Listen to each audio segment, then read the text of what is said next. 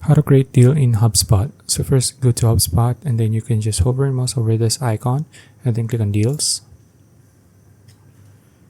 Now from there you can just click on create deal here at the top.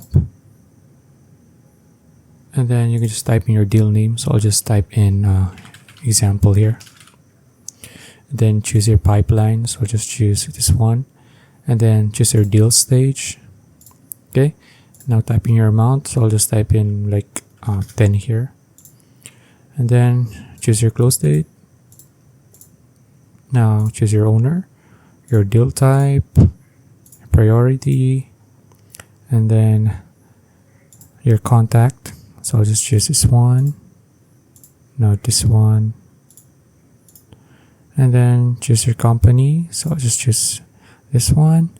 And then if you want to add a line item, you can do that as well. But I'll just leave it as is. And then you can just click on create. And now you just created a deal. Okay. So you can go back and see if it is okay. And there you go.